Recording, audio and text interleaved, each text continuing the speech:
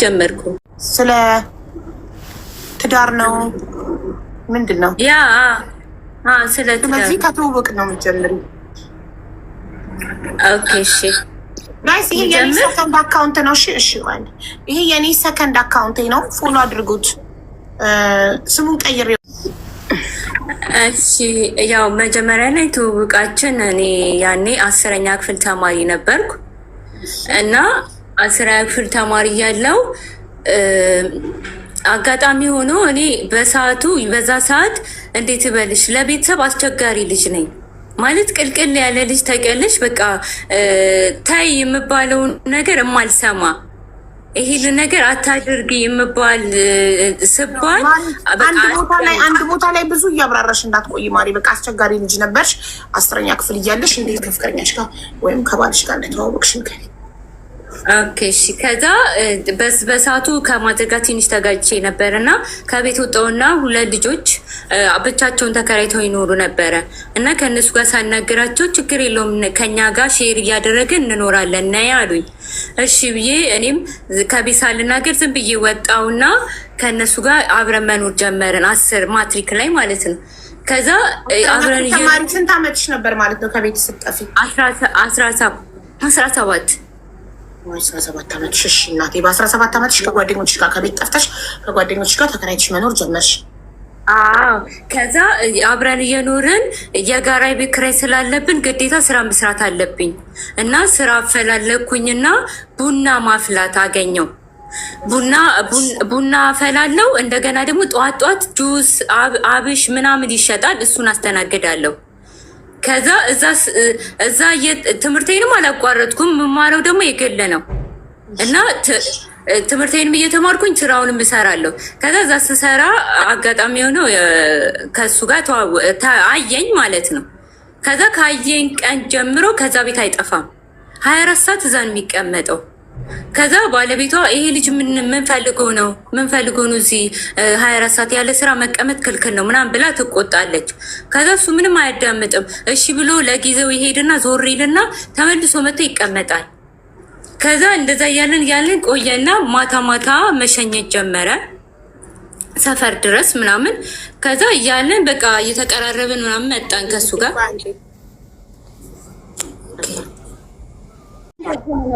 ልጨርስልሽ እና ያው አሁንም እንደዛ ነው ያኔም እንደዛ እና በቃ ማታ ሲሸኘኝ በጣም ፈሪ ነው፣ አያወራም ምናምን። ብቻ ግን ቀን ሙሉ አይቶኝ ማታም ሸኝቶኝ ቢመለስ ደስታው ነው። በቃ ምንም እንትን ባይል ማለት ነው። ገባሽ? ከዛ እንደዛ እያልን ተቀራረብንና መሀል ላይ አጋጣሚ ላይ ማዘር ትዕግስት እንደዚህ ቦታ ላይ ስራ ጀምራለች ተብሎ የሰፈር ወሬ ነገሯት። ከዛ እሷ ደግሞ እዛ ቦታ ላይ መጣች። አልቅሳ ለምና በሰዎች አስለምናኝ ወደ ቤት እንድገባ አደረገችኝ።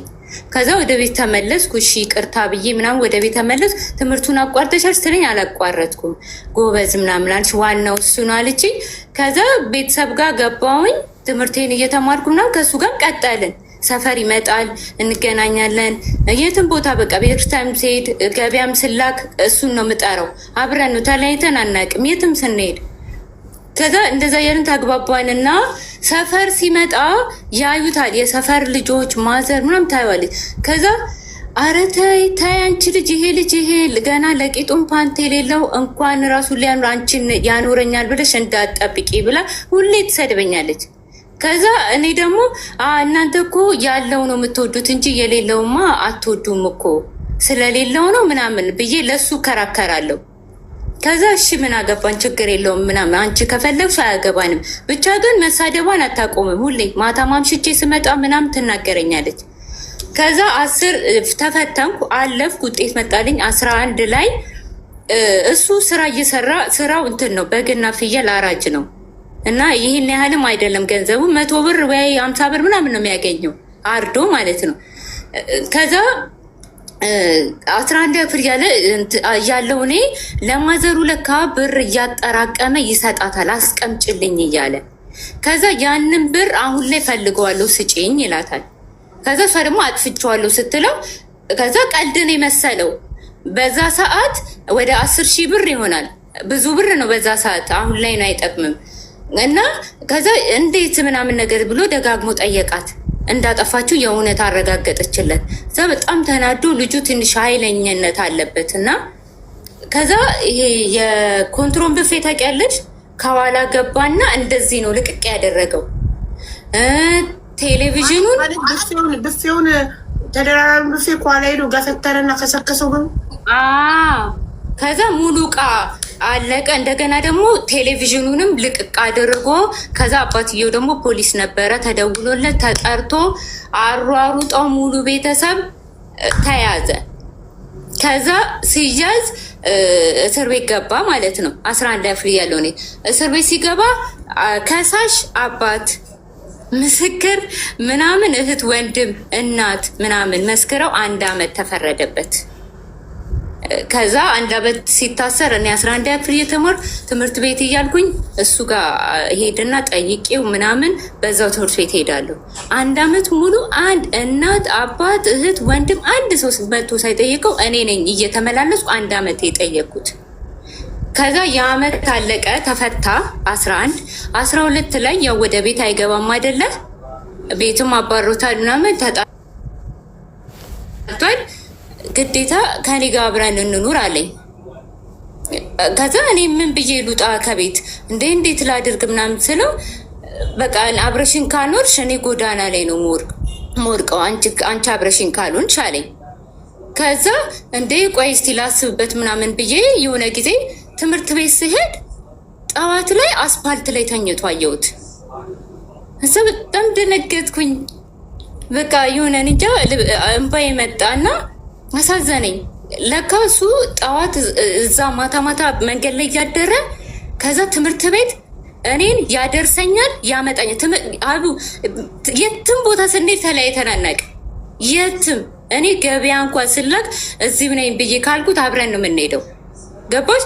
ትምህርት ቤትም እሱ ያደርሰኝና በር ላይ ከዛ ይመለስና ልንለቀቅ ስንል ደግሞ በር ላይ ይጠብቀኛል። ለካሱ ማታ ውጭ እያደረ ከዛ እኔን ደግሞ ትምህርት ቤት አድርሶኝ ተመልሶ ማታም ያመጣኛል። የትምህርት ቤቱ ተማሪ በሙሉ ከዳይሬክተር እስከ አስተማሪ እንዳለ ያቀናል፣ ከተማው ማለት ነው። ከዛ እንደዛ አየሁትና በጣም ደነገጥኩ። ከዛ በቃ ለሱ ብዬ ከቤት ወጣሁ፣ እንደዚሁ ሳልናገር ማለት ነው። ከቤት ወጥቼ አብረን መኖር ጀመርን። ከዛ እሱ ጠዋት ወደ ስራ ሲሄድ እኔ ወደ ትምህርት ቤት ሄዳለሁ። ከዛ ያን ስንኖር ሌላ ነገር አወቅኩኝ። ደግሞ አብሬው ስኖር የሚጥል በሽታ አለበት። ምን እየሰራ አሁንም በጋራጆ ነው? እንደዛ ነው የሚሰራው። ምክንያቱም ሌላ ስራ መስራት አይችልም። ምክንያቱም እንትን ነው የሚጥል በሽታው። ከሰማሽ አላውቅም። ሲጥለው መንገድ ላይም ሆነ የትም ቦታ ባገኘው አጋጣሚ ይጥለዋል እና በሚጥለው ሰዓት እጁን ይጠመዝዘዋል እና እጁ በሚጠመዘዝ ሰዓት አያውቀውም እና ተሰባብሯል እጁ። ገብቶሻል? ሌላ ስራ እንዲህ አሁን ለምሳሌ ከባድ ስራ ይሄ የሸክም ስራ ምናምን አይችልም። እጁ ሰባራ ነው። አንድ እጁ ብዙ ጊዜ የሚጥለው በሽታ ጥቅልል አድርጎ ጠምዝዞ እጁን ወደ ራሱ ሲመልሰው እጁ አያቅተውም። ልብስ መልበስ አይችልም። በዛ ሰዓት ምግብ መብላት አይችልም። እኔ ነኝ ማጎርሰው፣ እኔ ነኝ ልብስ ማለብሰው ምናምን እና ይሄ የሚጥል በሽታ በጣም እፈራለታለሁ። ብዙ ጊዜ አስፋልት ላይ እንኳን ጥሎት መኪና ቢበላውስ ብዬ በጣም አስባለሁ፣ አብሬው ስሆን ማለት ነው። እና እንደገጠሚ አብሬው ለሱ ብዬ ከቤት ወጥቼ አብሬው ስኖር ይሄንን በሽታ ደግሞ አወቅኩኝ። ከዛ ለመጀመሪያ ጊዜ አብረን ተኝተን ከሌሊቱ 8 ሰዓት ጮኸ። እኔ አላቅም፣ እንደዚህ አይቼ አላቅም። ደንግጬ ምንድነው ምናምን ብዬ ቁጭ ስል ጥሎታል። ከዛ ጎረቤት ሰብስቤ ስጠራ ክብሪት አምጪ ምናምን ተባብለው የሚያውቁ ሰዎች አደረጉ። ከዛ ነገሩኝ በዛ ምክንያት ከዛ እንዴት ልሸሻው አሳዘነኝ የበለጠ። ከዛ መራቅም ፈራው። ከዛ ብቻ ቀጠልኩኝ ህይወቴን እንደዛ እያልኩኝ። ከዛ 12 ማትሪክ ተፈተንኩ ማለት ነው። ከዛ ተፈተንኩና አሁንም እንደዚሁ ማዘር አፈላልጋኝ ምናምን አገኘችኝ። ማዘርን በጣም አሰቃይቻታለሁ። ማዘር ምንሽ ደግሞ ያልነገርኩሽ እኔ እናትና አባቴ በ3 ዓመቴ ነው የሞቱት። አክስቴ ናት አባቴ አደራ ብሏት ነው የሞተው እሱ ማለት ነው። እና ያ አደራ አይኔ ላይ ይመጣል ትላለች። እና እኔ አስቸግሪያት ከቤት በጠፋው ቁጥር እሷ ስትሰቃያለች። ታለቅሳ የወንድሜን አደራ እወጣለሁ ብላ ከኔ ጋር ታግላለች። በቃ ትምህርቴን እንዳላቋርጥ አጓጉል ቦታ እንዳልሆን ምናምን በቃ ታግላለች። እኔ ደግሞ ይሄንን ልጅ በቃ ውስጤ ገብቷል፣ አሳዝኖኛል፣ መራቅም አልቻልኩም። ገባሽ? እና እሷም ልትረዳኝ አልቻለችም። ፍቅርም አይደለ በቃ ከባድ ነው። እና እንደዛ ይል ከ12ኛ ክፍል እንደዚሁ አፈላልጋኝ ያገኘችኝ እና ወደ ቤት እንድመለስ ጠየቀችኝ። ወደ ቤት እንድመለስ ስትጠይቀኝ ነገርኳት ያለውን ነገር ምናምን። ከዛ በቃ አሁን 12 ልትፈተኛ አይደለ? ዩኒቨርሲቲ መሄድሽ አይቀርም። ስለዚህ በዛ ሰዓትም መለያየታችሁ አይቀርም እና እሱን በጸባይ ላናግረውና ላሳምነውና ወደ ቤት ግቢ አለችኝ። እና በጣም ተጎድቼ ነበረ። ቤት እያለሁ በጣም ወፍራም ነኝ ምናምን እና ስታገኘኝም ከስቻለሁ ምናምን። ከዛ እሺ አልኳትና ከሱ ጋር ተነጋገሩና እሱም ተስማማ። ከዛ ወደ ቤት ገብቼ ውጤት መጣ ማለት ነው። ውጤት ሲመጣ በአሪፍ ውጤት አመጣው። ያኔ 2009 ላይ ነው 300 ምናምን አምጥቼ ነው ያለፍኩት። አሪፍ ነው። ከዛ ዩኒቨርሲቲው የት ቢደርሰኝ ጥሩ ጋምቤላ ደረሰኝ ማለት ነው። ከዛ ቤት ይሄንን ነገር አሁን ከአዳማ ጋምቤላ የ3 ቀን መንገድ ነው። ምን ይሻላል ትዕግስት፣ ሄደሽ ትማሪያለሽ ወይስ እዚህ እየተከፈለ ትማሪያለሽ ተባልኩኝ፣ ቤተሰብ ማለት ነው። ከዛ እኔ ደግሞ ካልሄድኩ አልኩኝ፣ በቃ ዩኒቨርሲቲ መሄድ ፈልጋለሁ አልኳቸው። ለምን እነሱ ጋር ሆኜ እያሰቃየኋቸው ነው። በቃ ዩኒቨርሲቲ ደግሞ ልግባ ብዬ ወሰንኩና እሄዳለሁ አልኳቸው። እሺ ተባለ። ሁሉን ነገር ተደራረገልኝ ምናምን። ማዘር የሚገርምሽ ጋምቤላ ድረስ ወስዳኝ አስመዝግባኝ፣ የዩኒቨርሲቲ ተማሪ አንድ ሰው ከወላጁ ጋር የመጣ የለም፣ እኔ ነኝ። ሊያውም አክስቴ ናት። እና ዩኒቨርሲቲ ድረስ አድርሳኝ አስመዝግባኝ 3 ቀን ቤርጎ አድራ አገሩን እስክለምድ አድርጋኝ ምናምን እሷ ወደዚህ ተመለሰች። ከዛ አጋጣሚ ሆኖ ዩኒቨርሲቲ ገብቼ ትምህርቴን እየተማርኩኝ ለካ እርግዝና ተፈጥሯል። ይቅርታ ዛሬ ሙድ ነው እንደ ሳውዲ እህት የምትሉት ቅድ እና ዩኒቨርሲቲ ላይ ስሄድ እርግዝና ተፈጥሯል። ከዛ ቢሮ ተጠራሁኝና ትዕግስት እርጉዝ ነሽ እንዴ ሲሉኝ፣ አረ አይደለውም አልኳቸው። እርግጠኛ ነሽ? አዎ። አይ ለማንኛውም እስቲ ቼክ ተደረጊ ምናምን አሉኝ። የሚገርምሽ በዛ ሰዓት ኪኒኒው ነበር የምወስደው። አንድ ቀን ረስቼ ዘልዬ ይሁን ብቻ ጨርሼዋለሁ፣ ግን እንዴት እንደሆነ ባላቅም ይመስለኛል ከራሴ ስህተት ነው። ከዛ እስቲ ለማንኛውም ቼክ ተደረጊው አሉኝ። ግቢ ውስጥ ሐኪም ቤት አለ ማለት ነው። ከዛ ሐኪም ቤት ስመረመር እርጉዝ ነኝ። ከዛ ንቀስኩኝ። በቃ ትምህርቴንም ላቆም ነው። ከዛ እኔ መማር እፈልጋለሁ፣ በእናታችሁ መማር እፈልጋለሁ፣ ቤተሰቤ እንዳይሰማ። በዛ ላይ መታ እዚህ አስመዝግባኝ አድርሳኝ ሄዳ ምንድን ነው የሚባለው አረገዘች ሲባል ብዬ ለቤተሰብ እንዳትነግሩ ስል ከዛ አስተማሪዎቹ ቤተሰብ ግድ ነው፣ ምክንያቱም ኃላፊነቱን የሚወስድ ሰው መፈረም ያለበት ሰው አለ፣ ወይ ፍቅረኛሽ ወይ ደግሞ ቤተሰቦችሽ። ምክንያቱም አንቺ እዚህ ጋር እየተማርሽ ብትወልጂም ችግር የለውም፣ ግን የሆነ ነገር ብትሆኚ በእርግዝና ወቅት የሆነ ችግር ቢያጋጥምሽ እና የሆነ ነገር ቢያጋጥምሽ አንቺ ትምህርቴን እየተማርኩኝ መውለድ እፈልጋለሁ ብለሻል። የአንቺን ሕግ እንኳን ብናከብር አንቺ የሆነ ነገር በምጥ ሰዓት ብትሞቺ የሆነ ነገር ብትሆኚ ተጠያቂው ትምህርት ቤቱ ነው። ስለዚህ ኃላፊነቱን መጥቶ የሚፈርም ሰው ወይ ወላጆችሽ ወይ ፍቅረኛሽ አሉኝ። ከዛ እሺ ለፍቅረኛ ይነግረዋለሁ፣ ለቤተሰብ ግን አትናገሩብኝ አልኳቸው። አምዩት ነሻቡ ወይ ሶሪ፣ ትምህርት ቤት ምን አገባው እያልኩ ነበር። ይቅርታ፣ ትምህርት ቤት ምን አገባው? አንቺ ብትወልጂ እየተማርሽ ብትወልጂ ሳያሳውቅ ለቤተሰብ ሳያሳውቅ ገባኝ። እሺ ከዛ መፈረም አለበት ሲሉኝ ወይ ባለቤትሽን ወይ ደግሞ ቤተሰብ ሲሉኝ ለሱ ነግረዋለሁ። ለቤተሰብ አትንገሩብኝ አልኳቸው። እኔ እንደዛ ካልሽ እሺ አሉኝ። ከዛ እነሱ የገመቱት ምን ታውቂያለሽ? ስነግረው ይክዳታል፣ ክዷት ይጠፋል እንጂ መጥቶ ጋምቤላ ድረስ መጥቶ ይፈርማል የሚለውን ነገር ጭራሽ ጭንቅላታቸው ውስጥ አልመጣም። አንቺ ጋምቤላ ነው የምትማሪው? አዎ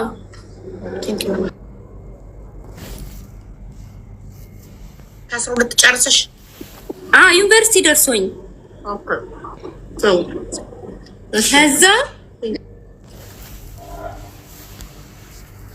ከዛ እንደዛ ብዬ ስላቸው እሺ አሉኝ።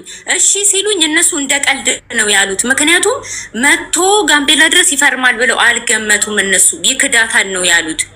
ከዛ በኋላ ለሱ ስልክ ደውዬለት እንደዚህ ተፈጥሯል እና መምጣት ከቻልክ ስለው ደስ ብሎት ኧረ እመጣለሁ ነገውኑ አለኝ። ከዛ ወዲያው ከአዳማ አዲስ አበባ ሄዶ አዲስ አበባ አክስት ነበረችው ነብሷን ይማርና ነበረችው እሷ ጋር አክስቱ ጋር ሄዶ ትኬት ቆርጦ 2 ቀን ተጉዞ ጋምቤላ መጣ። ከዛ ሲመጣ እሱም ሲያዩት ገና ልጅ ነው ምናምን ወጣት ነው። ከዛ በጣም ደነገጡ። ማለት ይመጣል ብለው አልገመቱም። ከዛ ቢሮ ጠሩትና ትዕግስት እንደዚህ ተፈጥሯል፣ እርግዝና ተፈጥሯል እና ምን ታስባለህ? ምን ትላለህ? እሷ ደግሞ ትምህርቴን ማቋረጥ አልፈልግም እያለች ነው፣ መማር ትፈልጋለች። ቤተሰቦቿ ደግሞ ይሄንን ነገር አያውቁም። ስለዚህ ኃላፊነቱን ትፈርማለህ ወይ ትወስዳለህ ወይ ሲባል ለማን ነው ኃላፊነቱን ትቼ የምፈርመው? አልፈርምም፣ ይዣት ነው የምሄደው አለ። ከዛ ይዣት ሄጄ እኔ የቻልኩትን የአቅሜን አኖራታለሁ። እዚህ ደግሞ እኔ ስራ መስራት አልችልም። ታውቃለች፣ እሷም ያለብኝን ችግር ታውቃለች። ሌላ ሀገርም የተለያየ ስራ መስራት አልችልም። ስለዚህ ባለኝ ሙያ ባለኝ ስራ ላይ እዛው ወስጃት አኑራታለሁ። ይቅርታ ሳዳ፣ አካውንትሽ ፕራይቬት ነው። ከዛ እንትን ሲሉት እኔ እዚህ መስራት እንደማልችል ታውቃለች እሷም። እኔ ሙያዬ አገሬ ላይ ነው። እዛው እያለው የቻልኩትን እየጣርኩኝ አኖራታለሁ፣ እችላለሁ እና እዚህ ለማን ኃላፊነቱን ጥዬ ነው ጥያት የምሄደው? ይዣት እሄዳለሁ ሲል አስተማሪዎቹም ዳይሬክተሩም ጥሩ ሀሳብ ነው፣ እንደዚህ እኮ የሚል ወንድ የለም በዚህ ሰዓት እንዴ፣ ልሰብስብሽ ካለም እርግዝናሽንም አምኖ ከተቀበለ ምናምን ብለው መከሩኝ። ዊዝድሮም ዊና ሂጂ ውለጂ ተገላገይ በሰላም ከዛ ተመልሰሽ ነይ አሉኝ፣ መከሩኝ። ከዛ እሺ ለቤተሰቤ ግን እንዳትነግሩ አልኳቸው፣ ቃል ገቡልኝ። እሺ ተባባልን። ዊዝድሮ ሞላው። ከዛ በዛ ሽኝት ተደረገልኝ። በሰላም ወጣው ማለት ነው። ከዛ ወጥቼ እኔና እሱ ጉዞ ጀመርን። አዲስ አበባ አክስት አለችው፣ እዛ አስቀመጠኝና እኔ አዳማ ሄጄ ቤት ተከራይቼ አንዳንድ ዕቃ ገዝቼ መጥቼ ወስዳታለሁ፣ እስከዛ አንቺ ጋር ትቀመጥ አላት።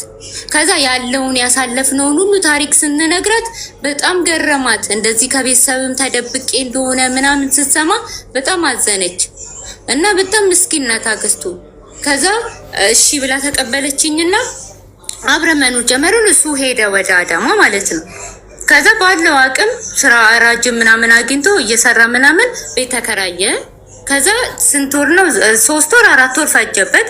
በዛ 3 ወር ውስጥ አክስቱ እኔን ለመደችኝ። ከዛ እዚህ ልውለድ በይው ለሱ እዚህ ልውለድ በይውና እኔ እዚህ አልጋሽ ምናምን ላመቻችልሽ፣ ከዛ ከወለድሽ በኋላ ትሄጃለሽ አለችኝ። እሺ ካለ እሺ፣ ከዩኒቨርሲቲ ድረስ እኔ አኖራታለሁ ብሎ ነው ያመጣው። እዚህ አንቺ ጋር እሺ ካለ እሺ አልኳት እኔ። ከዛ ሲመጣ ፍየል ይዞ መጣ፣ እሷ ጋር ማለት ነው። ከዛ ፍየል ይዞ መጣና አረደ ምናምን፣ በላን ጠጣን ምናምን። ከዛ በፍቅር ጠጋ ብዬው ምናምን ሳወራው እምቢ አለ። የሚገርምሽ አክስቱ ሁሉንም ልጆች የእሱን እህት ወንድም ምናምን 7 ናቸው። 7ቱንም ያሳደገችው እሷ ናት። ልጅ በጣም ትወዳለች። አንድ ልጅ ነው ያላት፣ እሱ ሞቶባታል እና ልጅ በጣም ስለምትወድ ትጓጓለች። ከዛ ትወስድብኛለች ብሎ ፈርቶ እምቢ አለ፣ ፈርቶ ማለት ነው። ከዛ እምቢ ሲል በዛ ትንሽ ተጨቃጨቅን፣ ተጣላን ምናምን። ከዛ ይዞኝ ይዞኝ ወደ አዳማ ሄድን ማለት ነው። አቡ እየሰማሽ ነው? በደንብ እየሰማሁሽ ነው። ፍየል አርዶላችሁ በላችሁ ጠጣችሁ? ማሻአላ። ከዛ በኋላ እምቢ አለ፣ ፍቃደኛ አሉን አለ። እሷ ጋር ልወልድ ማለት ነው። ክትትልም ነበረኝ አዲስ አበባ ጀምሬ ነበረ ምናምን ጤና ጣቢያ ማለት ነው። ከዛ እምቢ አለ። በቃ እሺ ተባብለን ይዞኝ ወደ አዳማ ሄድን። ስንሄድ ያው አላደል የአቅሙን ነው ያደረገው። ሙሉ በሙሉ ባይሟላም የአቅሙን ትንጥዬ ቤት ናት፣ አንድ ክፍል ናት። ያኔ 300 ብር ናት እና አንድ ፍራሽ ብቻ ነው የምችለው ቤቷ። ሌላ እቃ ምናምን አይችልም። በጣም ትንሽዬ ቤት ናት እና እኔ ደግሞ ሳድግ እድገቴ ምናምን የሆነ በቃ በነፃነት የለም በፍሪደም ምናምን አድገሽ የሆነ እንደዚህ አይነት ቤት ኑሬ ብቻ ከፋኝ ተሰማኝ ምናምን። ግን በቃ ይሁን አምኜበት ነው ምናምን አልኩና ገባው ማለት ነው። ከዛ የሚገርምሽ ፍራሿም አንድ ሰው ነው የምታስተኛው። እሱ ምንጣፍ ላይ ነው የሚተኛው። ምንጣፉ ከስር ሆኖ ከላይ ፍራሹ አለ። ከዛ ከጎኑ ምንጣፉ ላይ እሱ ይተኛል እና አንድ ድስትና አንድ ሳህን ነው በቃ የገዛው። ከዛ እዛ መኖር ህይወት ብለን ጀመርን መኖር ጀመርን ምናምን። ከዛ ሆዴም እየገፋ መጣ። ግን አዳማ ስኖር ተደብቄ ነው። ውጪ ስወጣ አይኔ ብቻ ነው የሚታየው። ምክንያቱም ዩኒቨርሲቲ ተልኬ እንዴ አረግዛ አየናት የሚል ወሬ ስለሚሰማ ቤተሰብ እንዳይሰማ ብዬ ውጭ የትም ከሱ ጋር ወክ ስናረግ ምንም በቃ ነይ እንትን ቺፕስ ምናምን ይጋብዘኝ ወጣ እንበል ምናምን ሲለኝ ተሸፋፍኜ ነው የምወጣው። ሰው እንዳይ ማሪ አንዴ ቆጣ ሳዳ አማርኛ እያወራ ይገባሽ ጉዞንሽ መቀመጥሽ ቤተሰብ እንዳያቅ ደብቀሽ ነበረ እሱ ጋር ያቆም። ከዛ የትም ቦታ ስንወጣ እኔ ተሸፋፍኜ ነው የምወጣው ምናምን ማንም አያውቅም። ከዛ በኋላ እያለን እርግዝናዬ ሆዴ ገፋ ማለት ነው። ከዛ ሆስፒታል አመመኝ ብዬ ቁርጠት በጣም አመመኝና የመጀመሪያም ስለሆነ አላውቅምና ቁርጠት በጣም ሲያመኝ ሄድኩኝ ሆስፒታል። ስንሄድ ሪፈር ጻፉልን ወደ ሌላ ሀገር።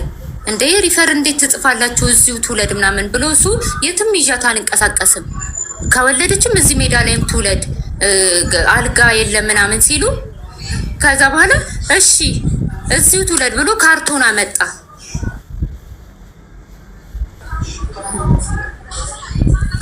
እየሰማሁሽ ነውማ። ካርቶን እሺ ማለት ቴንሽን እንትን እንዳትዪ ብዬ ነው። አንቺ ጋር ነኝ እናቴ። ትዕግስት የምትባል በሳውዲ ችግር ላይ ያለች ሎኬሽን እንዴት እንደምትልክ እያስተማርኳት ሎኬሽን እንድትልክልኝ እያረኳት ነው እንጂ ሀሳቢ ያለች ጋር። እሺማ ከዛ እሱ የትም ቦታ ይዣት አልሄድም ብሎ ካርቶን አመጣና ካርቶን ላይ አንጥፎ ከፈለገች እዚሁ ትውለድ የመጣው ይምጣ ብሎ አነጠፈልኝ ማለት ነው። ከዛ እያማትኩ መጨረሻ ላይ ልክ ልጁ ጭንቅላቱ እንደዚህ ብቅ ሲል ዶክተሮቹ ልክ ሲያዩ ተረባረቡ ሁሉም። ከዛ ወጣ እኮ ልጁ ምናምን ብለው ተረባረቡና ወደ ውስጥ ሲያስገቡኝ ወደ 4 አልጋ ክፍት ቦታ አለ ሪፈር ብለው ያሉት ማለት ነው። ከዛ እሱ ትንሽ ኃይለኝነት ስላለበት ሊናገራና አንተ ዝም በል ደግሞ የሆነ ነገር እንዳያደርጓት ምናምን አሉና ጓደኞቹ ዝም በል አሉት ማለት ነው። ከዛ ውስጥ ገብቼ በሰላም አምጬ በምጥ ወለድኩኝ። ልጁ በጣም ከመወፈሩ የተነሳ 3.5 የተወለደው ማለት ነው። እኔ በጣም ቀጫጫ ነኝ፣ በጣም ትንሽ ነኝ። 19 ዓመቴ ነው ያኔ እና አምጬ በመውለዴ ራሱ ዶክተሮች በጣም ነው የተደነቁብኝ። ጎበዝ ነሽ፣ ጀግና ነሽ ምናምን ብለው ማለት ነው። ከዛ ወለድኩ፣ ተገላገል። በሁለተኛው ቀን ነው በሶስተኛው ቀን ወጣሁኝ ማለት ነው። ከዛ ወደ ቤት ገባኝ። በቃ ባለችው ኑሮ መኖር ጀመርን። ከዛ የወለድኩት ጾም ውስጥ ነው። ጾም ውስጥ ደግሞ በግና ፍየል አራጅ የለም፣ ስራ አየር የለም እና በቃ ጨነቀው። ምን ላብላት ምናምን ብሎ በጣም ሲጨንቀው የሚሰራበት ቦታ በጎችና ፍየሎች በጣም ብዙ ስለነበሩ አጋጣሚ ሆኖ እንደዚህ እየሄደ አንዷን በግ እየጮኸች ማነው ባለቤቱ ጠፍቶባት ትጮሃለች በጓ። ከዛ እየፈለገቻቸው ማለት ነው። በጓ ስትጮህ በጓ ስትጮህ ፈላጊ የላትም። በዚህም አየ በዛም አየ ዞር ሲል ማንም የለም። ከዛ እፍን አረጋትና አፏን እቤት ይዟት መጣ በጉ ማለት ነው። ከዛ ወዲያውኑ በ5 ደቂቃ ውስጥ አረደው ምናምን ጭርስስ አድርጎ ሙያ ደግሞ ሀቡ በጣም ጎበዝ ነው ማለት የቤቱ ስራ ከኔ ይበልጣል። ልብስ ማጠብ፣ እቃ ማጠብ፣ ቤት ማጽዳት፣ ምግብ መስራት ምናምን በጣም ጎበዝ ነው። የውጪ ነው እንጂ ቤት ውስጥ ጎበዝ ነው። እና በጉን ወዲያው አርዶ ምናምን በቀይ ወጥ በአልጫ ምናምን ሰርቶ እኔ ተኝቻለሁ። ከዛ ደንግጬ ብር እንደሌለ አውቃለሁ። ከየት መጣ ስለው ዝም ብለሽ ብይ ዝም ብለሽ ብይ በቃ ራስ አይደለሽ ዝም ብለሽ ብይ አለኝ። ከዛ እሺ ብዬ እኔ ዝም ከዛ ይዘንቀን በቃ በአይነት እኔ ተሰራው በአይነት ከዛ በላው ጠጣው። ጠዋት ላይ ማለት ነው በር ተንኳኳ ተኝቻለሁ። ከዛ የለም እንዴ አለኝ። ታላቅ ወንድሙና ከኋላው ብዙ ሰዎች አሉ።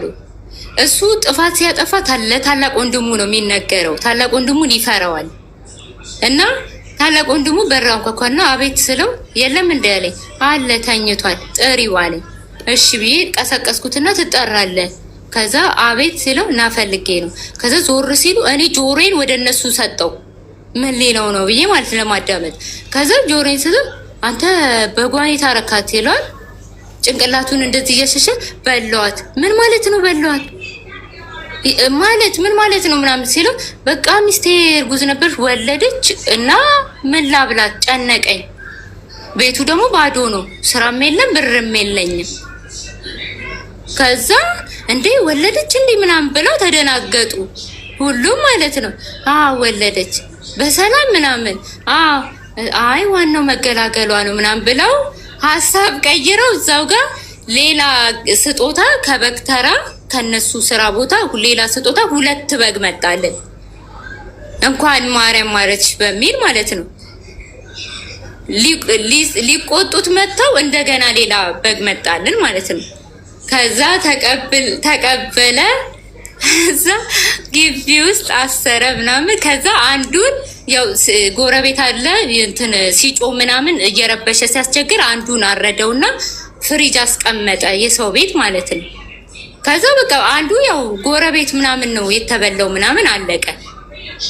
ብቻ ምን አለፋሽ የዛን ሰዓት ምንም ብር ሳይኖረን በጉሉ በቃ እስኪ ገማ ድረስ በቃ በስብሶ ማለት ነው የተበላው። እና ከዛ ያ ነገር አለፈ ምናምን መኖር ጀመርን። ከዛ ክረምት ደረሰ። ክረምት ሲደርስ ቤተሰብ መምጫሽ ደረሰ፣ መቼ ነው የምትመጪው ምናምን። ያው ጋምቤላ ሩቅ ስለሆነ በአመት ነው እንጂ የምትሄጂው እንደዚህ በዓል ምናምን ሲሆን አትገቢም ወደ ሀገር። ለዛ ክረምት ላይ ሲመጣ መምጫሽ ደረሰ እያሉ ሁሉም ሲያስጨንቁኝ አሁን መናገር አለብኝ ብዬ ራሴን አሳመ። ጎረቤትም ተናገሪ በቃ ይሄን ያህል ጊዜ ደብቀሻል፣ እርግዝናሽ ሳይታወቅ ወለድሽ ምናምን ለቤተሰብ አሳውቂ ያሉኝ። ይሄ ጥሩ አይደለም ሲሉኝ እሺ ብዬ ማዘርጋ ደውልኩና ብቻሽን ነሽ አልኳት። ብቻዬን። ምን ነው ተጫርሽ አለችኝ። እነሱ የሚያውቁት ይሄ ሁሉ ማሳለፌን አያውቁም፣ እየተማርኩ እንደሆነ ነው። ከዛ ተጫርሽ ስትለኝ አይ ተጭሬ አይደለም እኔ እየተማርኩ አይደለም። እና ምን እያደረግሽ ስራ እየሰራሽ ነው? አይ አይደለም። እሺ ምን እያደረግሽ ነው? እኔ አግብቼ ልጅ ወልጃለሁ። ምን የምን ልጅ? የት ነው ያለሽው? ምናምን አለችኝ። እዚሁ ነኝ ያለሁት የሰፈር እንደዚህ። ከዛ አላድርም ብላ ሳታድር ማዘር አሁኑኑ ሰፈሩን ላኪልኝ ብላ ከዛ እሱን ነግሬው ተቀበላት ብዬው ይዟት መጣ ማለት ነው። ቤት ስታየው ልጁ በጣም ያሳሳል። በጣም ወፍራም ነው፣ ድንቡሽቡሽ ያለ ነው፣ ቀይ ነው፣ ፈረንጅ ነው የሚመስለው፣ ከኔ ወጣ አይመስልም። እና ከዛ ቤት መጣ አየች። ከዛ በጣም ደነገጠች፣ አለቀሰች። እንደዚህ አይነት ህይወት የለም ማለት ይሄ ኑሮ አይደለም።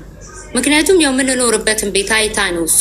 በዛ ላይ ልጅ መቶ እንዴት ነው እንደዚህ አይቻልም ምናምን። ስለዚህ ይሄ ልጅ እንደምንም ብዬ ወደ ቤት ላስገባው፣ ወደ ቤት ይግባ፣ አንቺም ወደ ትምህርትሽ ቀጢ፣ እሱም ወደ ነበረበት ወደ ስራው ይመለስ ብላ አለችኝ። ከዛ እኔ ከበደኝ። ከሱ ጋር አውሬ አልኳት። ምክንያቱም እኔ እነሱ ልጅም ወልደን ስንኖር ህይወት ከብዶናል። በዛ ሰዓት ሁለታችንም የቤት ኪራይ ያለ ምናምን ተጨናንቀናል። ጭንቅንቅ ውስጥ ነን ያለ ነው። ግን በፍቅር ዙሪያ ማለት ተጣልተን ምናምን አናውቅም። ፍቅር አለ ግን በቃ ማጣት ነው። ገባሽ? ከዛ ያንን ነገር ለሱ አስረጅው። እሱ ከተስማማ እሺ አልኳት። ከዛ ሌላኛዋ አክስቴ ደግሞ ባህሬን የምትኖራለች እና ብዙ አመት ባህሬን ስለቆየች አላገባችም፣ ልጅ አልወለደችም ምናምን እና ቤተሰብ አግቢ ልጅ ወለጅ ምናምን ይሏታል። በዛ አጋጣሚ እሷ የማደጎ ልጅ ማሳደግ እፈልጋለሁ ብላ ልጁን ወደ ቤት ታስገባው። ገባሽ? ድራማ ማለት ነው። ለቤተሰቡ የትዕግስት ልጅ ነው እንዳይባል እንዳይሰሙ። ከዛ ለፋዘር እንደዚህ ተብሎ ይነገረውና ልጁ ወደ ቤት ይግባ፣ ሰራተኛ ይቀጠርለት፣ በሰራተኛ ይደግ፣ አንቺም ወደ ትምህርትሽ ተመለሺ፣ እሱም የነበረበት ስራው ይግባ ሲሉኝ አማክሩት ስላቸው፣ ከዛ ሲያማክሩት ተስማማ። ማለት ከብዶታል። በዛ ሰዓት አይፈልግም፣ ትዳሩን ማጣት አይፈልግም፣ ልጆች መስጠት አይፈልግም፣ ግን ከብዶታል በሰዓቱ። እሺ ያለ። ከዛ ቤት አሳመነቻቸው። ማዘር የማደጎ ልጅ ማምጣት ትፈልጋለች፣ እኛ እናሳድግላት፣ ከዛ ወደ ሀገሯ ስትገባ ልጇን ለእሷን ሰጥና ትኖራለች ተባለ ማለት ነው። ከዛ እሺ ተባለ። ሲነገረው ፋዘር ምን ችግር አለው ታዲያ አምጪ ምናምን አለ። እዛ እሺ ተብሎ ጡትሽን አስቁሚ ያሉኝ። እዛ ጡትሽን አስቁሚ ሲሉኝ አንድ ቀን አንድ ሴትዬ እየለፈለፍሽ ነው። አንድ ቀን እንትን አረኩኝ ማለት ነው። ለማስታወስ ሳስቆም ሌሊቱ ሙሉ በቃ ጩኸቱ አላስተኛ አለኝ። ዋይ ዋይ ዋይ በቃ እንጥሉ እስከሚወርድ ድረስ ጎረቤት ተሰበሰበ። ከሌሊቱ 8 ሰዓት 9 ሰዓት ረስጩ በቃ ጦስሽን እንዴ እንደዚህ ልጅ እንደዚህ አታሰቃይ ምናምን አሉኝ። ከዛ ሰጠሁት። ከዛ በንጋታው መጡ። ቤት ሲመጡ ዛሬ አጠባሹ ሲሉኝ እንዴ ሲያለቅስብኝ ሰጠሁት። ጎረቤትም ተቆጣኝ ምናምን ነገር ስላቸው ከዛ ተቆጡኝ። አንቺ ህይወትሽ እንዲስተካከል አትፈልጊም? ምንድነው እንደዚህ ይሄን ኑሮ አይደለም። ይህ ውስጥ የምትበሉት አታችሁ፣ የቤት ኪራይ መክፈል አቅቷችሁ ምን አይነት ኑሮ ነው የምትኖሪው? ምናምን ብለው ሰደቡኝ። እሺ በቃ ዛሬ ሞክራለሁ አልኳቸውና ሄዱ። ከዛ ዛሬ በቃ መጨከን አለብኝ ብዬ እሱ የልጁን ጩኸት ላለመስማት ጓደኛው ጋር ሄዶ ያድራል። በቃ አልችልም ብሎ ማለት ነው። ከዛ እኔ የዛን ቀን ጨከንኩኝ። በቃ ልጁ እሪ እያለ ጨከንኩበት። ከዛ ሳይጠባደረ ደከመው አላሪል አልቅሶ ድክም ሲለው ጡጦውን ጠባልኝ አቃተው። ከዛ በዛው ቀጠልኩኝ ማለት ነው። ከዛ በንጋታው መተው ሲጠይቁኝ አልጠባም አልኳቸው። ከዛ ደስ አላቸው። ልብሱ ምናምን ተጣጠበለት ምናምን ሁሉ ነገር ተደራረገለት። ወደ ቤት ይዘውት ሄዱ። ከዛ ሰራተኛ ማፈላለግ ጀመሩ ከገጠር አካባቢ ማለት ነው። ከዛ እሱ ወደ ቤት ሄደ። እኔ ጡቴን እስከሚተወኝ ጡት ስታስቆሚ ያመሻል እስከ አንገትሽ ድረስ እና ህመሙ እስኪተወኝ ድረስ 1 ሳምንት ቆየው። ተሻለኝ። ከዛ ኖርማል ሆኜ ልብሴን ለባብሼ ምናምን ሻንጣዬን ይዤ ከዩኒቨርሲቲ እንደመጣው የሰፈር ሰው እንዳይሰማ ማለት ነው። ከዩኒቨርሲቲ እንደመጣው አስመስዬ ገባው ማለት ነው። ስገባ ልጁ ሶፋ ላይ ተኝቷል። አይኑ ሀቡ ቁልጭ። እኔ ወደዛ ስሄድ ወደ እኔ ወደዚህ ስሄድ ወደ እኔ ተንከራት።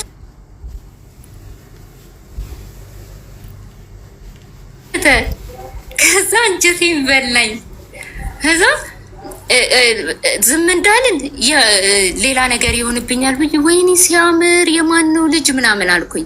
ከዛ ፋዘር ወለድን እኮ አለኝ። ኧረ ዋው ደስ ይላል፣ እንኳን ደስ ያላችሁ ምናምን ብዬ እቅፍ አድርጌ ልጁ ክርትት ስላለ እቅፍ አድርጌ ብድግ አደረግኩት፣ ያስኩት ማለት ነው። አይኑ ወደ እኔ ስለነበረ ከዛ ምንም አላለም።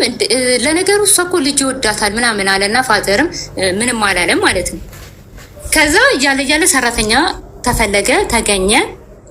እዛ ሰራተኛዋ እስክትለምድ ድረስ አሳያት፣ እንደዚህ እንትን በያት ምናምን ተብዬ ለሰራተኛዋ እኔ አለማመድኳት በድብቅ ማለት ነው። ከዛ ጠዋት እኔ ወደ ዩኒቨርሲቲ እስከሚሄድ ድረስ እኔ ነኝ ጠዋት ገላውን አጥበዋለሁ፣ ፀሐይ አሞቀዋለሁ፣ አስተኛዋለሁ እሷም እንድትለምድ ማለት ነው። ከዛ እንደዛ አለማምጄ ግን እንደዛም ሆኖ ልጃችንን እዛ አድርገን እኔ እና እሱ ማታ ማታ እንገናኛለን፣ ወክ እናረጋለን፣ እንውጣለን። አንዳንዴ ቤተክርስቲያን ብዬው ልጁን ይዤ ወጥቼ አሳየዋለሁ ምናምን።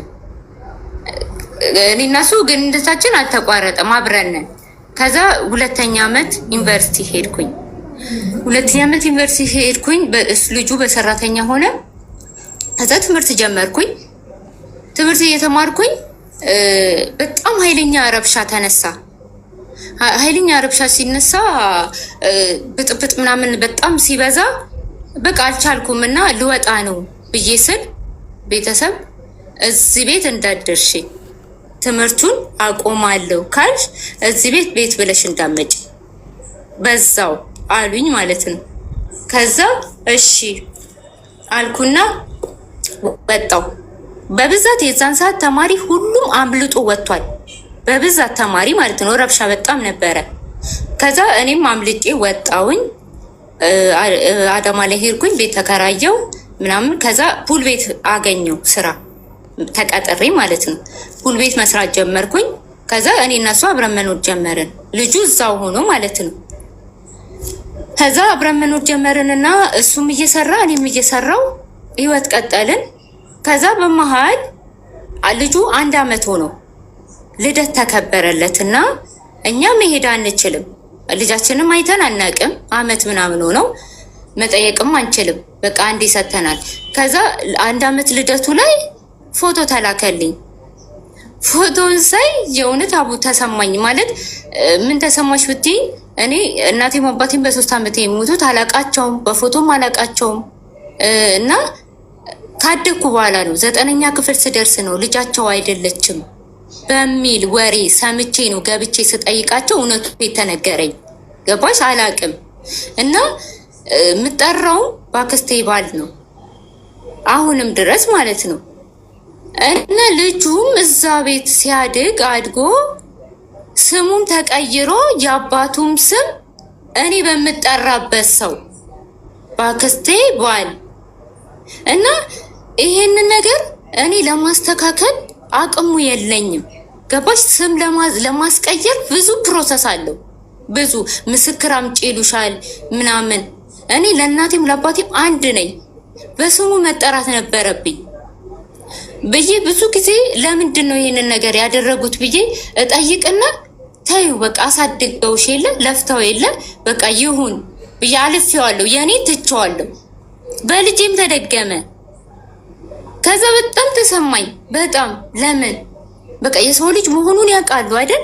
የሰው ልጅ መሆኑን እያወቁ ለምን በአባቱ አልተጠራም ብዬ በጣም ተናደድኩና ይሄ ነገር አላማረኝም። የራሴን ያላስተካከልኩት ህይወት በልጄ ልደግሞ ስለሆነ ወደፊት ልጄም ደግሞ እኮ ፍቅረኛሽ ራሱ መጀመሪያ የእሱ አክስት ፍየል አምጥቶ ከዛ ከአዳማ አርዶላችሁ ምናምን አብልቷችሁ የእሱ አክስት እኔ ጋር ትውለድ ስትለው አክስትሽ አንድ ልጅ ያላት የሞተባት ልጅ የምትወደው እንዳትወስድበት ብሎ ነው እምቢ ያለው እና እዛ በችግር ሄዳችሁ የወለዳችሁት እና ለእሱ አክስት እምቢ ብላችሁ የአንቺ አክስት ግን ወስዳ በእሷ ባል ስም ሲጠራ ፌር አይደለም።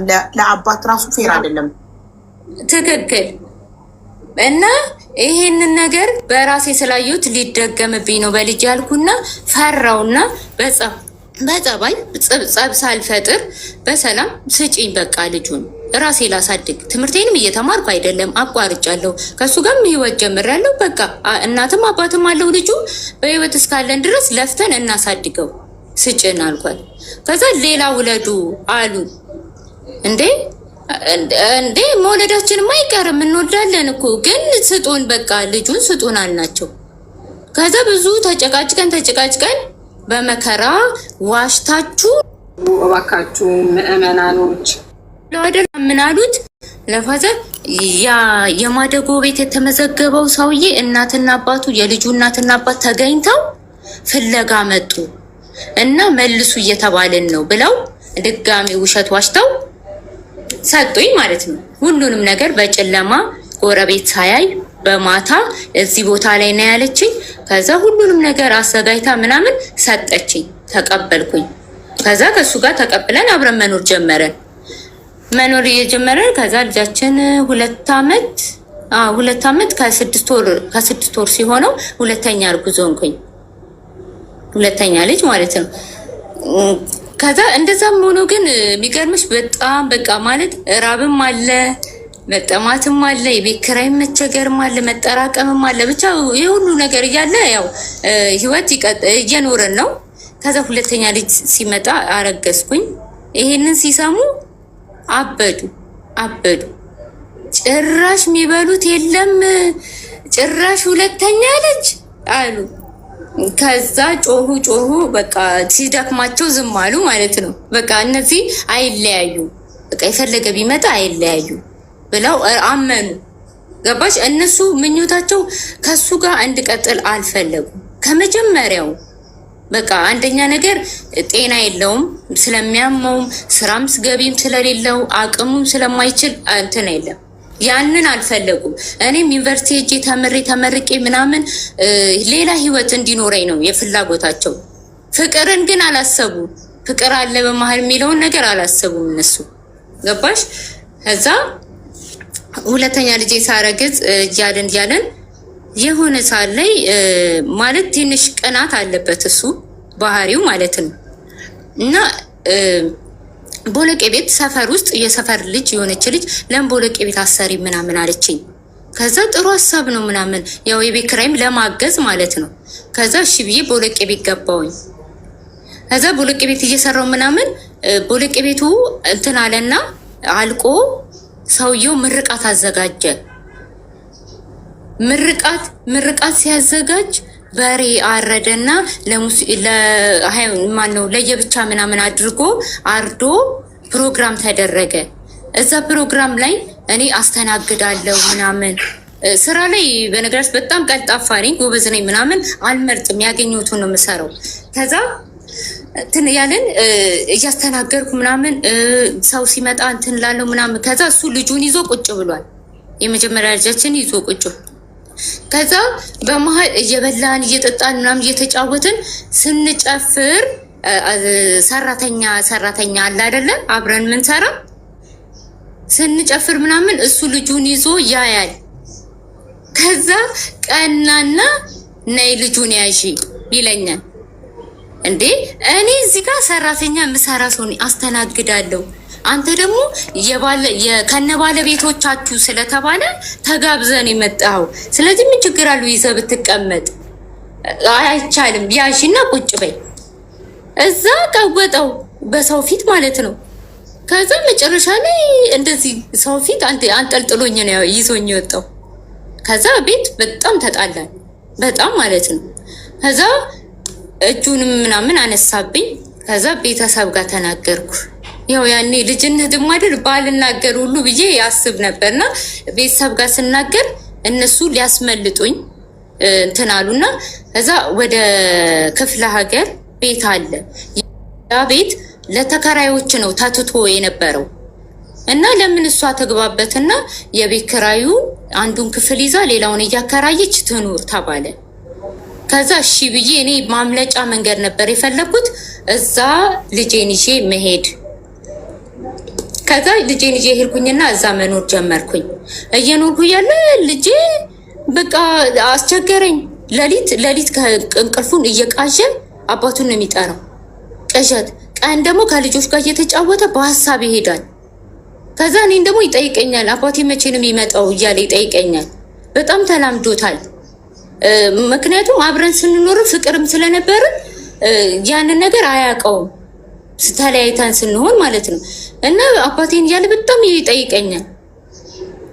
ከዛ ሲያቅተኝ በቃ ለልጄ ስል በቃ ማገናኘት አለብኝ አልኩኝና ለሱ ነገርኩት። ደውዬለት ነገርኩትና አገኘው አልኩት። ከዛ እዚህ ቦታ ነው ያለኝ። ይዤው ሄድኩኝ። ከዛ ይዤው ሄድኩኝና አገናኘኋቸው። ተገናኙ፣ ደስ አለው ምናምን። ከዛ ያለውበትን ነገርኩት ማለት ነው። ከዛ መመላለስ ጀመረ። እየተመላለሰ ያየናል። ከዛ ይሄንን ነገር ማዘር ሰማች። ከዛ ስትሰማ ምንም አላለችም። ሰምታ እንዳልሰማ ዝም አለች። ከዛ ሰምታ እንደሰማ ዝም ስትል በቃ ወደዚህ መመለስ አለብሽ አለኝ እሱ። እኔ እየተመላለስኩኝ ልጄን አላይም። በቃ እንታረቅና አብረን እንኑር፣ እዛ ተከራይተን እንኑር አለኝ ማለት ነው። ከዛ እሺ ብዬ ቤቱን አከራየሁትና እኔም የለቀኩበትን ቤት አከራየሁትና ለግቢው ሰው አደራ ብዬ ወጣሁኝ። ተመልሼ ወደ ነበርንበት ገባን። አጋጣሚ ቤት ስንፈልግ እዛው ተጣልተን የወጣንበት ግቢ እዛው ግቢ አገኘን ቤት ኪራይ። ቤቱ የተለያየ ነው፣ ግቢው አንድ ነው። ገባሽ? አጋጣሚ ሆኖ እዛው አገኘን። ከዛ እዛው ተከራየንና መኖር ጀመርን። ለቤተሰብ ነገርኩኝ። ከዛ እየኖርን አሁንም ሁለተኛ ልጄን እርግዝና እንትን እያለን ልክ እንደገባን ወደ ቤታችን እንደገባን አጋጣሚውን የአጫሉ ሞት ጊዜ ነበረና መንገድ ላይ እንደዚህ ድንገት አምሽተሽ ምናምን ስትሄጂ ትያዣለሽ። ያኔ ይታፈስ ነበረ። ከዛ ልክ ወደዚህ እንደተመለስን እሱ አጋጣሚ ታሰረ ሲሉኝ ሲሄድ ምንድነው ምክንያቱ? ምክንያቱ አይታወቅም፣ በምክንያቱ አይታወቅም። ከዛ ለምርመራ ፈልገ ነው። ከዛ ያለምንም ፍርድ ቤት 6 ወር ታሰረ። እኔ እርጉዝ ነኝ። አልቅሼ ብለምናቸው እንደገና ሌላ ልጅ አለ የቤት ኪራይ አለ ምናምን ብዬ አልቅሼ ብለምናቸው እምቢ አሉኝ። ከዛ በቃ ምንም አማራጭ የለኝም። ከዛ ልጁን እርጉዞኜ ወልጄ ክርስትና ስነስቼ አስገርሼ ክትባት ጨርሼ ሁሉንም ጣጣውን ከጨረስኩ በኋላ ከ6 ወር በኋላ ተፈታ። ስንት መከራ አይቼ ማለት ነው። ብቻዬን ታግዬ ምን ብዬ የቤት ኪራይም የሰፈር ሰው እያየኝ ምናምን እንደዚህ 50 ብር 100 ብርም እየሰጠኝ እያጠራቀምኩ ምን እያልኩኝ እየከፈልኩ እንደዛ 6 ወር ታገልኩኝ። ከዛ ከ6 ወር በኋላ ተፈታ። ልጁ ተወልዶ ምናምን የ3 ወር የ6 ወር ምናምን እያለ መጣ። በቃ ዋናው መፈታቱ ነው ምናምን አልኩና እና ሁለተኛው ልጅ ደግሞ የሚገርምሽ ገዳም ነው ማለት አንዳንድ ልጅ ሲወለድ በቃ በፊት ፍራሽ ነበረኝ አልጋ ሁሉ እንደገና ደግሞ ይሄ ኮምፓሽን ድርጅት ታውቂያለሽ? የጴንጤዎች የቸርች ኮምፓሽን ድርጅት ገባ። እስከ 25 ዓመቱ ድረስ እነሱ ናቸው የሚያሳድጉት። ማለት የትምህርት ቤት የሚከፍሉት እነሱ ናቸው። የቦርሳ፣ የዩኒፎርም፣ የደብተር ምናምን የሚችሉት እነሱ ናቸው። እኛ ለሱ ወጪ የምናወጣው ለትልቁ ልጃችን ነው። የትንሹ እራሱን ችሎ ነው የተወለደው። ምንም ወጪ የለበትም። ሲታመም እስከ ውጭ ሀገር ድረስ የሚያሳክሙት እነሱ ናቸው። እኛ የታክሲ ብቻ ነው የምናወጣው። እንዴት ነው እድሉን ያገኛችሁት? ይሄን እድል ለልጃችሁ? እድሉን እርጉዞኜ እሱ እስር ቤት በነበረ ሰዓት የሰፈር ሰውም እንደዚህ አሳዘንኳቸውና እርዳታ ምናምን ለምን እዛ ሄደች ለምን አትጠይቂም? እንደዚህ እኮ ይረዳሉ ሲሉኝ መልሳችሁ አስገባት። ኔትወርክ ነቀላት ሳዳ። እሺ ከዛ የሰፈር ሰው እዛ ለምን ድርጅት ሄደሽ ለምን እንደዚህ አትጠይቂም ሲሉኝ ሄጄ ስጠይቃቸው ድሃ መሆንሽን አቅም እንደሌለሽ ቀበሌ አስመስክረሽ ወረቀት አምጪ ሲሉኝ ቀበሌው ደግሞ ያቀኛል። ማንም ያቀኛል። ለምን ታዲያ ሁሉም ድሃ ኢትዮጵያዊ እንደዚህ እንዳንቺ አያደርግም? ለልጁ እርጉዝ ነው የሚቀበሉት። ይቻላል። የሀገር እርጉዝ አይደል እንዴት ኢትዮጵያ ላይ እየለመነ ያለው? ለምን አሁን ላይ አላቅም፣ ግን እኔ በሰዓቱ እንደዛ ብለውኝ ተመዘገብኩ። ቀበሌ ሄጄ ማስረጃ አምጪ አሉኝ። ድሃ መሆንሽን አስመዘገብ 9 ሰው ፈረመልኝ። እቺ ልጅ ባሏ ታስሯል። ድሃ ብለው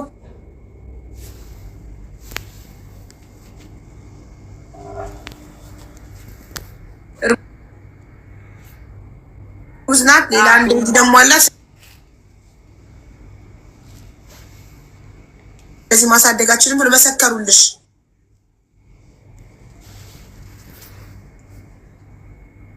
መሰከሩልኝ 9 ሰው ፈረመልኝ። ስለዚህ አይደለም እኔ ኦርቶዶክስ ነኝ፣ እነሱ ጴንጤ ናቸው። ሙስሊምም አለ፣ ሁሉም ሃይማኖት። ድርጅቱ የጴንጤ ሆኖ ለሙስሊም ይረዳል። ዋው አሜዚንግ። እሺ እና ከዛ እሱ እዛ ላይ ተመዘገብኩኝ እና ደግሞ ከዛም ውጪ እንትን ፍርኖ ዱቄት ይሰጥሻል፣ መኮሮኒ፣ ፓስታ፣ ሩዝ። ልጁ ትምህርት ቤት ሲገባ ደብተር፣ ቦርሳ፣ እስክሪብቶ ሁሉንም በቃ አንቺ የታክሲ ነው የምታወጪው። ምንም ሃይማኖት ሳትቀይሩ ባላችሁበት ሃይማኖት ድርጅቱ የጴንጤ ሆኖ እምነታችሁን ሳትቀይሩ ለሙስሊሙም ለኦርቶዶክሱም አለ። በጣም ጥሩ ናቸው። በቃ ትክክለኛ ድርጅት ማለት እንዲህ ነው። አየሽ አለ እያሉሽ ነው ኮመንት ላይ ራሱ። አሁንም ድረስ አለ ኢትዮጵያ ውስጥ። ታዲያ ሰው ለሚቸገረው ሄዶ አይመሰገብም? አይደን ማለት ማስረጃ ይጠይቆሻል። ማስረጃው በደንብ አሳማኝ መሆን አለበት። የምታመጪው ናብታሙን ቆር የሆነ ድሃውን እያው ቲክቶክ ላይ መጥቶ እያለቀሰ የሚለምነውን ድሃ ቲክቶክ ላይ መጥቶ እያለቀሰ ከሚለምን ለምን እነሱ ጋር አይመዘገብም ነው? ድህነቱ ከተረጋገጠ የሆነ ድሃ ከሆነ እኮ ነው የምልሽ። ይቻላል እንደዛ። እኔ እንደዛ ነው። ኦኬ አሽ ነው የምትልሽ? ያው ስልክ ስትይ አይወዱም አይደል? ነዛ በቃሽ። ወይኔ ሳትጨርሽልን ታሪኩ በጣም አሪፍ ነበረ። ችግር የለውም። ዝም በያትን ለእኔ እነግርሻለሁ። ችግር የለውም። እና እንዳትቆጣሽ ብዬ ነው። አይ ምንም አትልም። ዝም ብላ ትናገራለች እንዴ ከልቦ አይደለም። ኦኬ እሺ መስዬ ናት። እሺ እስር ቤት እሱ አንቺ እየተረዳሽ እሺ እሱ ጋር ያለው ወንደድ ከዛ ወልጄ ተፈታ። ጣጣው ካለቀ በአስረግዥ ማን ነው አስገርዤ ልጁን አስገርዤ ክትባት ጨርሼ ምንድነው ደግሞ ሁሉንም በቃ የልጁ ጣጣ ፕሮሰስ ያልቅ ተፈታ። ከዛ ያለው ያሳለፍኩትን ነገር ሁሉ ነገርኩት። ከዛ ያው በቃ ምንም ቢሆን አለፈ፣ ምንም አላለም። እና አሁን እየኖርን መኖር ጀመርን። እየኖርን በቃ ከዛ በቃ ህይወታችንን ቀጠልን። ከዛ አሁን ወደዚህ ልመጣ ፍላጎቱ አልነበረው ማለት ከዛ በፊት ያልነገርኩሽ ነገር ማለት ነው።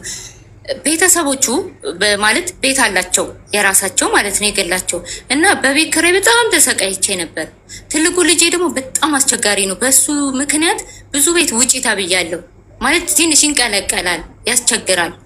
እና በሱ ብዙ ቤት ስለተንከራተትኩኝ አንድ ክፍል ቤት ስጡኝ፣ ትንሽዬም ትሁን አንድ ክፍል ቤት ስጡኝና ልኑር ልጆቼ ሰብስቤ ላሳድግ ብዬ ስላቸው እምቢ አሉ፣ ከለከሉ። ለማን ጠይቅሽ? ለቀበሌ ኖ የእሱ ቤተሰቦች ለባልሽ ቤተሰቦች አላቸው የሚከራዩ ሰርቪስ ቤቶች? ኖ ሰው ምናምን አከራዩም፣ የቀበሌ ነው። ግን ልጆቻቸው እየሰሩ ይኖራሉ። ለእኛ ግን እምቢ አሉ። ለመንግስት ቤት ከዛ መጨረሻውን እነግርሻለሁ። ከዛ አስለመንኳቸው፣ ሽማግሌ ላኩኝ ምናምን እምቢ አሉኝ። ከዛ እምቢ ሲሉኝ በቃ ይቅር አልኩኝና እኔ ስራ መጀመር እንዳለብኝ ራሴን አሳመንኩት። ከዛ የእኔ ቤተሰብ ጋር አዋጡልኝ ማለት ያው በትምህርቴ ብጓጓልም አዋጡልኝና እኔ ስራ ልጀምር። የእኔ ቤተሰቦች አላቸው ከሱ ቤተሰቦች የተሻሉ ናቸው። ያው ሙሉ ቤተሰቤ ባይሆኑም እናቴም አባቴ ባይሆኑም እንዲረዱኝ የለም አግዙኝና ስራ ሰርቼ ልጆቼን ላሳድግ ስላቸው አንዷ ብቻ ከቤት ውስጥ አንዷ ብቻ 500 ብር ሰጠችኝ። ሌሎቹ ዝም አሉኝ። ይሁን አልኩና 500 ብሩን ተቀብዬ ምን አደረግኩኝ? ድንች መቀቀል ጀመርኩ። ከዛ ድንች ቀቅዬ አስፋልት ላይ ወጥቼ መሸጥ ጀመርኩኝ። ከዛ በድንቹ ሄደልኝና እሱ ላይ ደግሞ ንፍሮ ጀመርኩ። ይሄ ቦሎቄና በቆሎ ቀቅዬ እሱንም ጀመርኩኝ። በሐዋዜ ምናምን እሱን ይሄ ምንድነው ሊስትሮቹ ሎተሪ አዟሪዎች ምናምን በጣም ይፈልጉታል ማለት በ10 ብር በ20 ብር እሷን በልተው ገንዘባቸውን ይቆጥባሉ። ገባሽ? ያቺ 10 ብር ደግሞ ለእኔ ትጠቅመኛለች። ከዛ ድንቼን ናሴ ተወዳለሁ። አይሽ በምን ችግር ይልፍታ የምትል አይሽ በር ላይ ድንች ቀቅሎ መሸጥም ጭንቅላት ሸፈለቅ በዛች 500 ብር ተነሳሽ። ጀግና ከዛ ከድንቹም አልፌ ንፍሮም ጀመርኩኝ።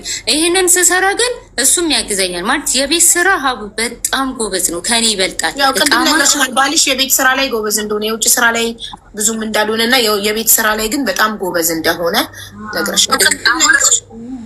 ከዛ እንትን እያለ ስቀቅል ምናምን እንጨት ሲጠፋብኝ ያነዳል።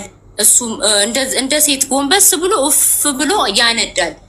ምንም እንትን ጨዋ ገና ከመጀመሪያው ሴት ይፈራል። ሲያቅፈኝ እጁ ሲንቀጠቀጥ ፊል አረጋለሁ ስትይ ምን አልኩሽ? እንደዚህ አይነት ወንዶች ሌላ ሴት አያዩ፣ በቤት ውስጥ ሚስታቸውን በጣም ያስደስታሉ። በቃ ደግሞ እኔ ነኝ የመጀመሪያው ሀቡ፣ ሴት አያውቅም። አሁንም የመጨረሻው እኔ ነኝ እና በቃ እኔ አሁን ለምሳሌ ንፍሮ ጋር እየቀቀልኩ ከሆነ እሱ ምሳ አልተሰራ ምሳ ይሰራል፣ ቡና ያፈላል። እኔ ደግሞ ቤት ውስጥ ሽሮ እየሰራው ከሆነ ደግሞ እሱ ንፍሮ ጋር ይቀቅላል። ከዛ ማታ ላይ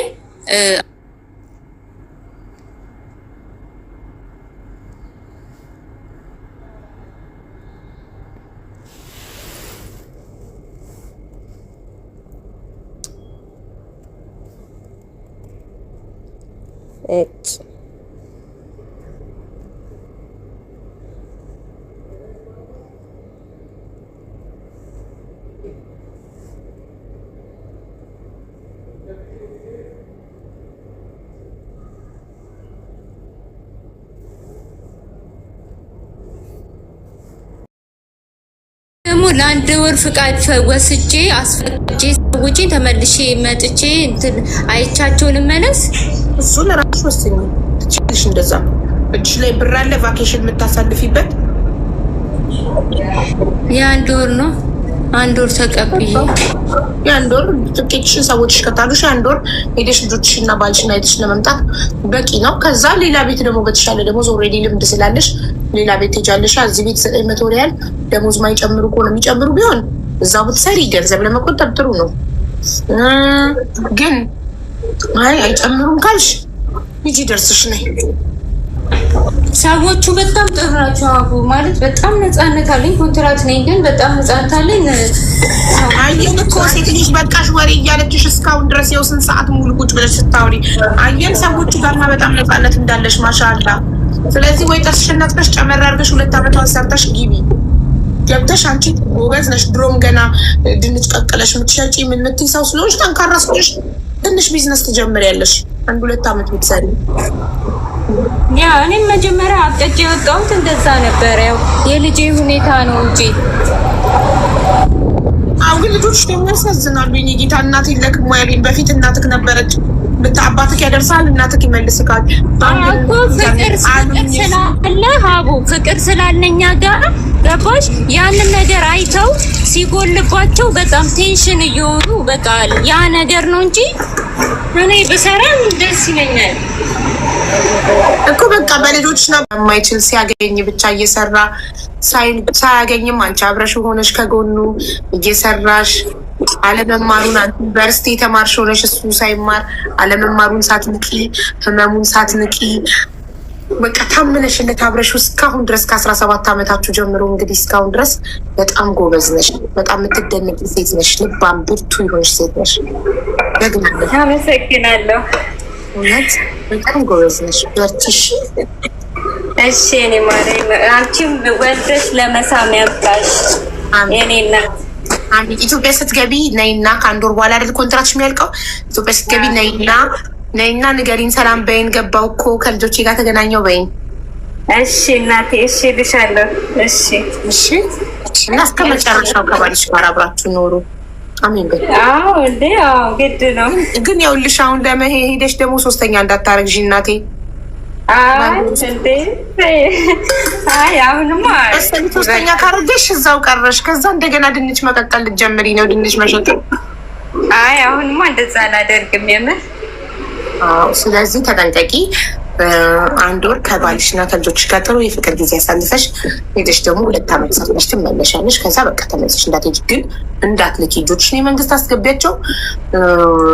ለምግባቸው ብቻ የሚሆን እንግዲህ ሱስ ስራ ያጣም ለምግባቸው ብቻ የሚሆን አይደል? የቤት ኪራይ ከሌለ የትምህርት ቤት ክፍያ ከሌለ ለሆዳቸው ብቻ አቅተውም። ባልሽ ጎበዝ ነው። ያ ካገኘማ ወደኋላ አይልም ለቤቱ። ስለዚህ ለሆዳቸው ብቻ እንደምንበል 2 ዓመት እርሳኝ 5 አልክም መደወል ብቻ ነው። ፍቅር ሰጥሃለሁ እየደወልኩ ደሞዜን ግን እርሳ 2 ዓመት በቃ 2 ዓመት ጥርቴን ነክሼ ሰርቼ ገንዘብ አጠራቅሜ ከ2 ዓመት በኋላ ሲመጣ አብረን ጥሩ ህይወት እንኖራለን ብለሽ እንደማትልኪ ያስጠንቅቀሽ ነግረሽ እንዳትልኪ። የ2 ዓመት ደሞዝሽ በቃ የ2 ዓመት ከሰራ አሁን የ2 ዓመት ያዥ። እሺ እሺ። እንዴ ቆይ ሀቢባዬ ስራ የለውም እንዴ? አይሰራም? አዎ ያ የሚጥል